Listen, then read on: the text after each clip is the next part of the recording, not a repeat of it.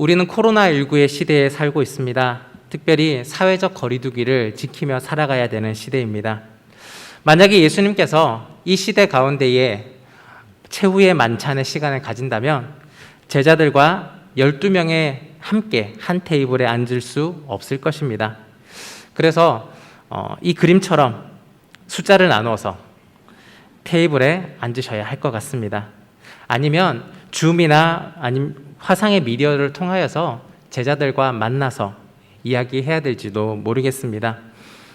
코로나19 시대의 패러디가 된 그림입니다. 그런데 이 그림이 원래의 원본 그림이 오늘 우리가 함께 살펴보고 감상할 그런 레오나르도 다빈치의 최후의 만찬입니다. 레오나르도 다빈치는 르네상스를 대표하는 화가입니다. 그런데 화가라고 말하기에는 많이 부족하고 아쉬울 정도로 다방면에 뛰어난 사람이었습니다. 그는 음악, 건축, 발명, 화학, 도시의 계획, 물리, 심지어는 의학의 발달에도 큰 영향을 미친 인물입니다. 레오나르도 다빈치는 1452년에 이탈리아에서 태어났습니다. 아버지는 부유한 공증인이었고 어머니는 가난한 농부의 딸이었습니다. 신분의 차이로 인해서 둘은 결혼하지 못했고 레오나르도 다빈치는 사생아로 아버지 집에서 길러지게 되었습니다. 레오나르도 다빈치는 유년 시절부터 그림에 뛰어난 재능이 발견되었습니다. 그래서 피렌체의 유명한 예술가인 베로키오 밑에서 그림을 배웠습니다. 스승인 베로키오는 레오나르도 다빈치의 그림을 한번 본 적이 있었는데 그의 그림 실력이 너무나 뛰어나서 다시는 직접 붓을 들어서 그림을 그리지 않았다고 합니다. 그리고 그는 조각에만 전념했다라고 합니다. 레오나르도 다빈치는 30살쯤에 밀라노에 가서 이제 17년쯤을 머물며 여러 가지 학문을 하며 활동을 하게 되었습니다. 그때 만든 작품 중 하나가 바로 최후의 만찬입니다. 레오나르도 다빈치는 스포르차 공작의 의뢰로 산타마리아 델라 그라치아 수도원의 벽화를 그리게 되었습니다. 레오나르도 다빈치는 벽화를 그리는 일반적인 방식, 우리 이전에 한번 이야기를 했었는데요. 프레스코라는 방식을 사용하지 않고 다른 방법으로 그림을 그리게 되었습니다. 그는 프레스코 방식이 익숙하지가 않았기 때문이었습니다. 프레스코 방식으로 벽화를 그리게 되면 석회가 마르기 전에 그 모든 그림을 마무리해야 합니다. 그런데 레오나르도 다빈치는 신속하게 그림을 그리는 스타일이 아니었습니다. 계속해서 생각하고 또 구상하고 그렇게 해서 다시금 그리는 그러한 스타일이었습니다. 그래서 그는 프레스코 방식을 사용하지 않고 템페라라는 방법을 사용했습니다. 템페라라는 말은 혼합하다라는 라틴어에서 유래된 말입니다. 안료를 점성이 있는 달걀과 같은 그런 용매에 섞어서 그런 물감으로 만든 것을 템페라라고 합니다. 이 템페라 방식은 프레스코에 비해서 쉽게 변질되는 단점을 가지고 있었습니다. 최후의 만찬의 이 그림은 완성된 지가 몇 해가 지나지 않아 습기와 곰팡이로 인해서 훼손되었고 수세기에 걸쳐서 여러 번 복원 작업이 진행되었습니다. 그래서 오늘날 우리가 보고 있는 그림은 복원을 통하여서 구성된 그림입니다. 레오나르도 다빈치는 원근법을 이용하여서 수학적 구조로 이 그림을 그리게 되었습니다. 화면 가운데에 예수님의 몸이 삼각형의 안정된 구조를 가지고 있으며 집의 구조와 제자들의 배열의 그 모든 초점이 한 곳 예수님의 머리에 모이게 되어 있습니다. 제자들은 3명씩 무리를 지어서 4그룹으로 나뉘어져 있는데 언뜻 보면 무질서해 보일 수도 있지만 아주 정교하게 예수님 중심으로 배열되어 있습니다. 이 원근감이 있는 구조로 인해서 그림이 그려져 있는 실내는 더욱더 넓고 확장된 느낌까지 가질 수가 있었습니다. 우리는 앞서서 여러 그림들을 감상했었습니다. 프레스코 벽화의 천지창조, 그리고 캔버스에 그린 유화, 돌아온 탕자, 모두 성경의 내용을 기반하여서 그린 장면들입니다. 그런데 이 그림들 모두에 한 가지 특징이 있습니다. 성경의 장면과 그림의 장면이 일치하지 않는 것입니다. 조금의 차이점들이 있었습니다. 그것은 작가의 해석과 표현하고자 하는 의도가 있었기 때문입니다. 오늘 감상할 템페라 벽화인 최후의 만찬, 이 역시도 성경의 내용과 조금의 차이를 가지고 있습니다. 이제 최후의 만찬 그림을 함께 보겠습니다. 잘 아시는 그림이시죠? 어디서 많이 본 것 같고 이름은 언뜻 기억나지 않고 최후의 만찬 맞습니다. 이 성경의 내용을 그림으로 옮겨놨는데요. 차이점들이 몇 가지 있습니다. 첫 번째로는 식탁 위의 음식들이 다릅니다. 그림 속의 음식들은 유월절의 음식이 아닙니다. 유대인의 유월절 음식은 누룩이 없는 빵, 그리고 쓴 나물, 양고기, 그와 같은 음식들이 차려집니다. 그런데 그림 속에 있는 식탁 위의 음식들은 15세기에 유럽에 사는 사람들이 먹는 음식들이 올라와 있습니다. 누룩을 넣어서 부풀린 모양의 빵들이 진열되어 있고 절인 생선도 있으며 그 옆에는 유리잔에 담긴 포도주도 함께 보입니다. 두 번째 차이는 식탁의 모양과 인물의 생김새입니다. 유대인들의 식탁은 반쯤 누워서 먹을 수 있도록 마련되어 있습니다. 그런데 그림의 식탁을 보면 유대인의 식탁이 아니라 르네상스 시대 유럽풍의 식탁이 있습니다. 그림 속의 인물도 마찬가지입니다. 생김새와 복장이 유대인이라기보다는 유럽 사람들로 보여집니다. 세 번째는 공간과 그리고 시간적인 배경의 차이입니다. 성경에 기록된 내용들을 보면 예수님과 제자들이 함께 자리한 시간은 날이 저문 이후였습니다. 날이 저물었을 때 어둑어둑해졌을 때에 함께 모였습니다. 그러나 그림에서 창으로 해서 보이는 바깥 풍경은 햇볕의 풍경입니다. 햇빛이 환합니다. 그리고 그 풍경들을 자세히 보면 척박한 예루살렘의 환경이 아니라 녹음이 우겨진 이탈리아의 모습으로 보입니다. 그리고 큰 그림에서 보았던 그림을 다시 한번 생각해 보십시오. 내부의 구조는 어땠습니까? 흔히 우리가 아는 만찬의 장소는 다락방으로 알고 있습니다. 그런데 그림 속에 있었던 집 천정과 벽면과 그 모든 모양은 다락방이 아니라 잘 차려진 영접실과 비슷합니다. 레오나르도 다빈치는 최후의 만찬의 그림을 그리면서 예수님 당시의 시대적 풍경을 담지 않았습니다. 그는 자신이 살고 있는 시대로 예수님과 제자들만 데려온 것입니다. 그래서 르네상스 시대의 식기들, 음식, 그리고 유럽식의 식탁 모양, 건축 양식, 바깥 풍경들이 그렇게 그려지게 된 것입니다. 왜 레오나르도 다빈치는 예수님 시대의 환경을 그리지 않고 자신이 있는 시대로 이 그림을 그렸을까요? 이 그림은 어디에 그렸느냐? 수도원의 식당의 벽에 그려졌습니다. 말하자면 밥을 먹으면서 감상하는 그림입니다. 수도사들이 식사를 하면서 이 그림을 바라보았을 것입니다.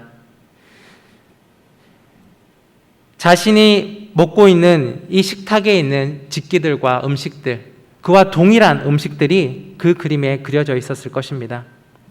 그림을 볼 때마다 마치 예수님과 제자들 무리에 자신도 함께 포함되어 있는 생각이 들었을 것입니다. 레오나르도 다빈치는 이러한 의도를 가지고 이 그림을 그렸을 것입니다. 그 그림을 볼 때마다 예수님의 식탁에 지금 내가 함께하고 있습니다 라는 생각이 들게 그 그림을 그렸던 것으로 보입니다. 그렇게 해서 이 모든 그림이 완성된 것입니다. 여기까지는 레오나르도 다빈치가 살던 그 시대의 이야기였습니다. 이제는 그때로부터 약 1400여 년 전 예루살렘의 아무개의 집으로 옮겨가서 이야기를 계속 해보도록 하겠습니다. 오늘 본문 17절에서 19절 말씀입니다. 무교절의 첫날에 제자들이 예수께 나와 이르되 유월절 음식 잡수실 것을 우리가 어디서 준비하기를 원하시나이까? 이르되 성한 아무에게 가서 이르되 선생님 말씀이 내 때가 가까이 왔으니 내 제자들과 함께 유월절을 내 집에서 지키겠다 하시더라 하라 하시니 제자들이 예수께서 시키신 대로 하여 유월절을 준비하였더라. 아멘. 유월절은 유대인들에게 있어서 최고의 절기입니다. 제자들은 그동안 많은 사람들과 함께 몰려다녔고 또 불편한 잠자리에서 자느라고 편안하게 쉬지도 또한 예수님과 함께 깊은 이야기를 나누는 시간도 많이 없었습니다. 그런데 이번 유월절 절기에는 예수님께서 제자들과 함께하는 특별한 자리를 마련해 주신 것이었습니다. 좋은 장소와 음식까지 있습니다. 기쁜 마음으로 그 자리에 모였습니다. 화기애애하고 밝은 분위기가 형성되었을 것입니다. 날은 어두워졌고 제자들은 식탁에 놓인 등불을 보며 서로의 얼굴을 확인할 수 있었습니다. 이제 기쁨의 저녁 식사가 시작되었습니다. 그런데 예수님께서 제자들을 향하여 청천벽력 같은 말씀을 하십니다. 21절 말씀입니다. 그들이 먹을 때에 이르시되 내가 진실로 너희에게 이르노니 너희 중에 한 사람이 나를 팔리라 하시니. 내가 진실로 너희에게 이르노니 너희 중에 한 사람이 나를 팔리라. 그 자리에 모였던 사람들이 누구입니까? 예수님을 따르는 수많은 무리 중에서도 선택되고 선택된 자들, 선별되고 선별된 예수님의 제자들입니다. 이들은 공생의 기간, 예수님의 공생의 기간에 3년이나 예수님과 동행하였던 사람들입니다. 최측근이고 가족보다 더 친밀한 관계, 그들이 바로 예수님의 12명의 제자들이었습니다. 그런데 이들 중에서 한 명이 예수님을 팔아서 대적에게 넘겨준다는 엄청난 말씀을 하셨습니다. 제자들은 화들짝 놀랐습니다. 또 근심되었습니다. 그리고 한편으로는 나는 아닙니다. 나는 결백합니다. 라는 이야기를 하기 시작했습니다. 22절 말씀입니다. 그들이 몹시 근심하여 각각 여짜오되 주여 나는 아니지요. 모두들 깜짝 놀랐습니다. 예수님의 사랑하는 제자 요한은 충격적인 그 말씀에 몸을 가누기가 힘들어 보입니다. 요한은 보통 예수님 품에 가까이 기대거나 누워있는 모습으로 묘사됩니다. 그런데 이 그림 속에서 요한은 마치 쓰러질 듯이 예수님의 반대편으로 몸이 기울어져 있습니다. 엄청난 충격을 받은 것 같은 모습입니다. 베드로를 한번 보십시오. 베드로는 오른손에 칼을 잡고는 요한의 귀에다 대고는 물어봅니다. 누가 배신자인지 물어보는 것 같이 보입니다. 마치 배신자가 밝혀지면 그 칼로 바로 찔러버리겠다는 의지가 엿보입니다. 유다는 베드로의 앞서 나오는 행동에 상체의 균형을 잃어버린 듯 보입니다. 그런데 어떠한 제스처도 취하지 않고는 자기는 아니라는 듯 살짝 뒤로 빠져 있습니다. 그런데 그의 오른손을 자세히 보면 무엇인가를 움켜잡고 있습니다. 바로 돈주머니입니다. 예수님을 팔고 받았던 은 30이 들어있는 돈주머니일 것입니다. 그리고 유다의 왼손은 그릇을 향하여 뻗쳐져 있습니다. 그 뒤로는 안드레가 두 손을 들고 있습니다. 베드로의 칼끝이 안드레의 복부를 향하고 있습니다. 안드레는 양손을 들고서는 나는 아니다 라고 말하는 것과 같습니다. 그리고 그 옆에는 알페오의 아들 야고보가 베드로의 등을 치며 무엇이라고 말을 하고 있습니다. 마치 베드로를 향하여서 알아낸 것이 있느냐라고 물어보는 것 같습니다. 그리고 가장 끝으로 바돌로매는 깜짝 놀라서 놀람에 의해 일어선 것인지 아니면 잘 보이지 않기 때문에 그 진행되는 이야기를 듣기 위해서인지 상체를 앞으로 최대한 숙이고 목을 길게 앞으로 빼서 예수님 쪽을 바라보고 있습니다. 한마디로 대혼란의 장입니다. 반대쪽도 마찬가지입니다. 만만치가 않습니다. 도마는 예수님을 향하여서 앞으로 오면서 손가락을 하나 위로 올립니다. 마치 이 장면은 한 명입니까? 라고 물어보는 것과 비슷합니다. 빌립은 자리에서 일어서서는 두 손으로 자신의 가슴을 대며 주님, 저는 아니지요 라고 물어보고 있는 것과 같습니다.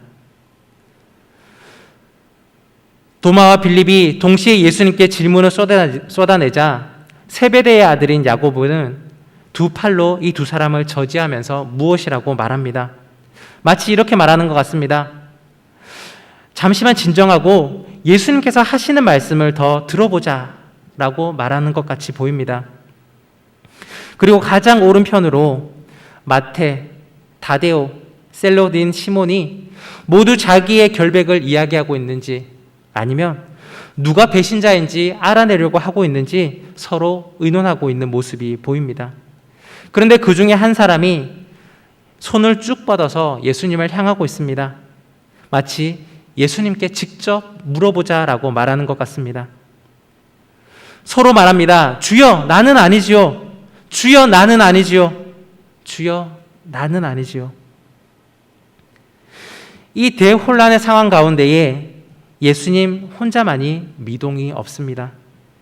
예수님께서는 이들의 질문에 일일이 답하지 않으시고 단지 한마디 말씀만을 이야기하십니다.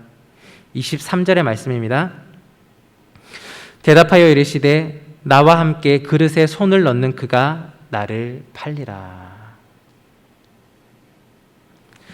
나와 함께 그릇에 손을 넣는 그가 나를 팔리라. 멀리 떨어져 있는 사람은 그릇에 손을 함께 넣을 수가 없습니다. 접시에 그 그릇에 손을 함께 넣으려면 아주 가까운 위치에 있어야 합니다. 예수님을 팔 인물은 예수님께 신임을 받는 사람이며 지금 가까이 있는 한 인물입니다. 한 접시에 손을 같이 넣게 되면 어떻게 될까요? 손이 서로 닿게 될 것입니다. 예수님의 말씀을 듣고 난 뒤에 그릇에 손을 넣었다가 만약에 예수님의 손과 서로 닿게 되면 그 사람은 흠칫 놀랄 것입니다. 다른 사람들은 몰라도 본인은 그 그릇 안에서 예수님의 손이 닿았다는 사실을 알고 있을 것입니다. 그런데 예수님은 자신을 배반한 제자를 배려해 주십니다. 정체를 바로 밝히면 무안하고 곤란할까 봐, 다른 제자들에게 집중적인 비난을 받게 될까 봐, 어쩌면 그림 속에 있는 베드로, 그의 오른손에 잡힌 칼에 몸을 상하게 될까 봐 배신자의 이름을 말하지 않습니다. 회개할 기회, 배려의 시간을 주신 것입니다. 그릇 안에서 예수님과 손이 맞닿은 사람은 즉시 예수님 앞에 잘못을 고백하며 회개해야 되는 사람입니다. 그러나 유다는 아주 뻔뻔하게 대답합니다. 랍비여, 저는 아니지요. 랍비여, 나는 아니지요. 유다는 예수님을 랍비라고 불렀습니다.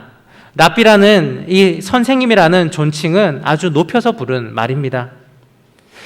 랍비라는 말이 틀렸다는 것이 아닙니다.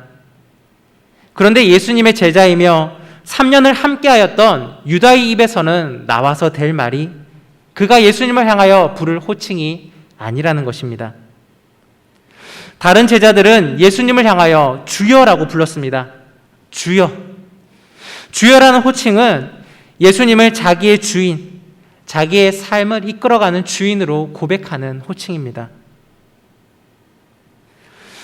유다가 예수님을 랍비라고 부르는 것은 예수님이 누구신지 명확하게 알지 못하는 자신의 믿음을 표현한 것인지도 모르겠습니다. 아니면 이미 배신했으면서 주여라고 말하기가 너무나 민망하기에 그래서 나온 표현이 바로 랍비인지도 모르겠습니다. 그의 마음 상태가 어떻든 간에 중요한 것은 이미 유다는 예수님을 배신했습니다. 그는 그 대가로 은 30을 손에 넣었습니다. 아닌 채 하며 거짓으로 말하기를 랍비여 나는 아니시오. 그럼에도 불구하고 예수님은 유다에게 두 번째 기회를 주십니다. 내가 말하였도다. 내가 말하였도다. 애매모호한 답변입니다. 예수님은 유다를 향하여서 네가 이미 나를 팔지 않았느냐 이렇게 직설적으로 대답하지 않으십니다. 랍비여 나는 아니지요. 내가 말하였도다. 지적하지 않고 잘못을 시인할 기회를 다시 주신 것입니다. 그러나 유다는 끝끝내 회개하지 않습니다. 두 번이나 예수님은 배려의 시간을 주셨습니다. 그러나 유다는 배신의 계획을 그대로 시행했습니다. 그림을 보면 예수님과 유다는 각각 다른 곳을 바라보고 있습니다. 그런데 그 두 사람의 손은 한 곳을 향하여 가고 있습니다. 바로 그릇입니다. 그림을 보면 이제 그릇 안에서 두 사람의 손이 만나기 일보 직전입니다. 누가 예수님을 팔 사람인지 이 그림은 일러주고 있는 것입니다. 그런데 이제 두 사람의 반대쪽 손을 한번 살펴보십시오.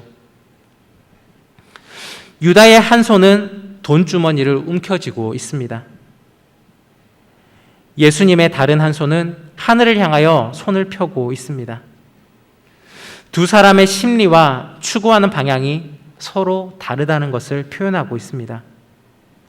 유다는 이 땅의 물질에 붙잡혀 욕심을 가지고 살아갔습니다. 끝까지 움켜쥔 손을 놓지 않다가 화를 당하게 될 것입니다. 그런데 예수님은 손을 펴서 하늘을 향하여 테이블 위에 올려두셨습니다. 예수님께서는 육신의 모든 것을 내려놓고 하늘을 향하여서 소망을 가지고 바라보신 것입니다. 예수님의 시선은 하늘을 향한 펴진 그 손에 가 있습니다. 그 손이 어떤 손일까요? 얼마 후에 십자가에 못 박힐 손입니다. 어쩌면 예수님은 자신의 손을 보며 자기의 죽음을 미리 바라보시는 것일 수도 있습니다.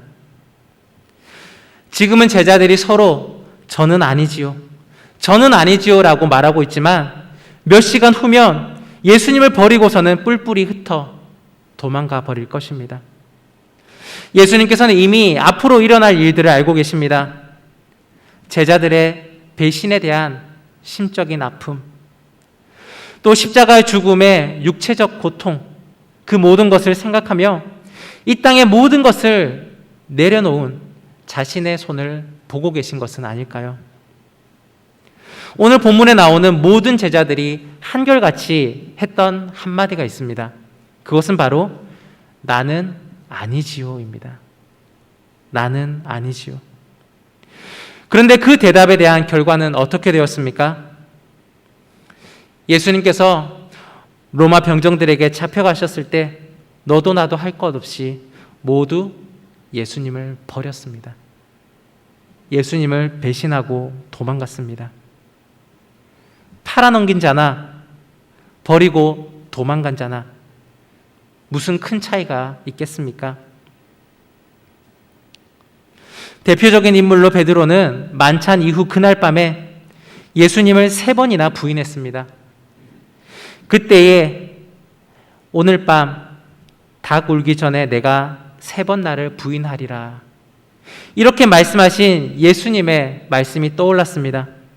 그는 심히 통곡했습니다. 결탄코 버리지 않겠다고, 배신하지 않겠다고 다짐하였던 그 자신의 발언들을 돌아봅니다. 그 말을 지키지 못한 자신의 연약함을 생각하며 애통하며 통곡했습니다. 그리고는 베드로는 달라졌습니다. 훗날에는 초대교회의 기둥과 같은 인물이 되었고 예수님을 위해 모든 삶을 헌신하는 인물이 되었습니다. 죽음의 순간 앞에서도 예수님을 배신하지 않는 믿음의 사람이 되었습니다. 하지만 유다는 어떻습니까? 여러 번의 기회가 있었음에도 불구하고 예수님의 계속되는 배려에도 불구하고 끝내 회개할 기회를 스스로 버렸습니다. 스스로 걷어찬 것입니다. 그리고 예수님께서 빌라도에게 넘겨주셨을 때 그때에서야 자신의 잘못을 깨닫게 되었습니다. 하지만 끝끝내 그는 회개한 것이 아니라 회개할 기회를 다시 한번 놓쳐버립니다. 스스로 목숨을 끊어버렸습니다. 예수님께서 유다를 불쌍히 여기셔서 이전에 하신 말씀이 있습니다. 24절 말씀입니다. 인자는 자기에 대하여 기록된 대로 가거니와 인자를 파는 그 사람에게는 화가 있으리로다. 그 사람은 차라리 태어나지 아니하였더라면 제게 좋을 뻔하였느니라. 여러분과 저는 어떻습니까? 우리 모두 나는 아니지요 라고 묻는 삶을 살아가고 있습니다. 그런데 말씀 속에, 그 말 속에는 확신이 없을 것입니다. 나는 아니고 싶습니다 라는 말입니다. 그리고 주님께서 너는 배신자가 아니다 라고 말씀해 주시기를 바랄 뿐입니다.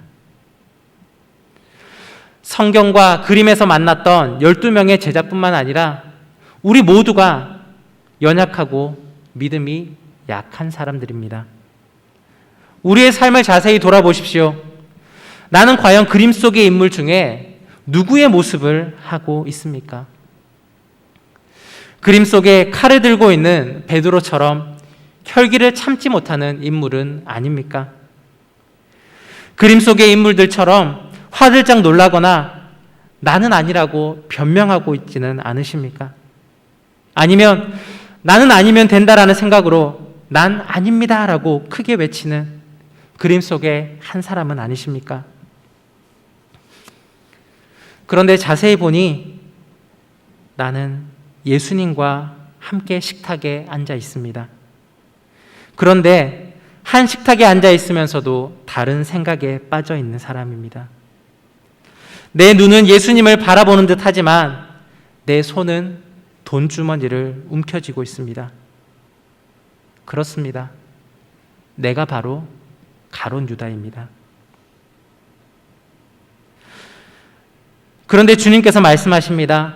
내가 말하였도다. 네가 더 잘 알고 있지 않니? 네가 더 잘 알고 있지 않니? 라고 말씀하시는 것입니다. 내 욕심을 위하여서 예수님을 배반한 적이 없으십니까? 우리는 모두 가룟 유다와 같습니다. 몇 푼 안 되는 돈을 위해서 예수님을 팔아 넘겼던 사람들입니다. 내 손에 돈주머니를 움켜쥐었지만 예수님을 향한 그 손은 놓아버렸던 사람들이었습니다. 예수님께서 경고의 말씀을 주셨지만 모른 채하고 내 욕심을 채울 계획만을 추진했던 사람들입니다. 아무도 모를 것이라고 생각했지만 우리 주님은 모두 알고 계셨습니다. 예수님과 함께 그 그릇에 손을 함께 담고 있지만 내 마음은 예수님과 함께 담지 못했습니다.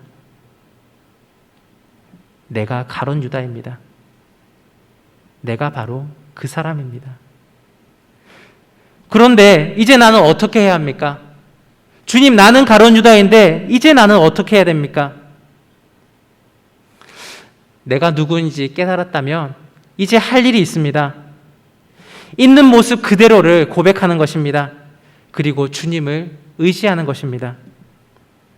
나는 아니지요. 나는 아니지요 라고 되묻는 것이 아니라 내가 그 사람입니다. 주님, 내가 그 사람입니다. 나를 용서해 주시고 나의 믿음을 도와주십시오. 주님, 나를 도와주십시오 라고 외쳐야 하는 것이 바로 우리가 할 일입니다. 그런데 이 말 한마디가 정말 쉽지가 않습니다. 웬만해서는 나의 잘못을 인정하고 싶지가 않습니다. 내가 잘못했더라도 내 자존심 때문에 혹은 누가 보고 있기 때문에 혹시나 손해보는 일이 생기지는 않을까 우선은 아니라고 발뺌하고 우겨봅니다. 잘못을 알고도 부인하고 변명하기에 급급합니다. 그런데 주님의 제자는 달라야 합니다. 예수님을 향하여 주여라고 부르는 그리스도인, 주님의 사람들은 달라야 합니다. 자신의 잘못을 돌아보고 시인하는 것, 그리고 부끄러움을 무릅쓰고 주님 앞에 나아가는 것, 우리 주님을 의지하는 것, 이것이 바로 참된 제자이며 그리스도인의 모습일 것입니다. 누구나 실수할 수 있습니다. 누구나 잘못을 저지를 수 있습니다. 중요한 것은 그 모습 그대로를 진실되게 내어놓는 것이고 진실된 마음으로 용서를 주님께 구하는 것입니다. 우리 모두는 죄인입니다.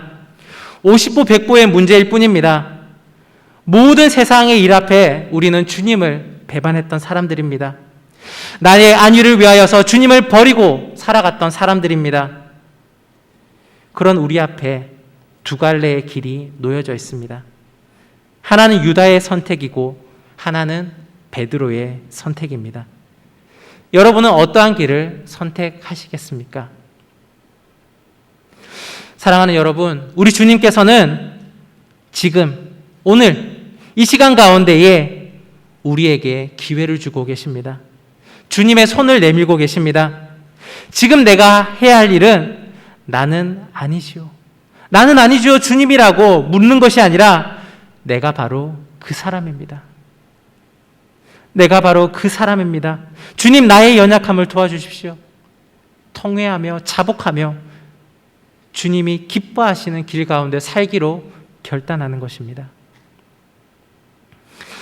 오늘 우리는 레오나르도 다빈치의 최후의 만찬을 함께 감상하면서 또 성경 본문의 말씀을 또한 함께 묵상해 보았습니다. 레오나르도 다빈치가 그림을 통하여서 전달하고자 했던 내용이 나는 아니시오 라는 제자들의 답변은 아니었을까요? 또한 성경에서 오늘 본문에서 우리를 향하는 메시지는 무엇일까요? 그것은 바로 우리 주님이 주시는 기회, 우리 주님이 내게 주시는 배려, 또 내가 해야 할 본분이 아닐까 생각합니다.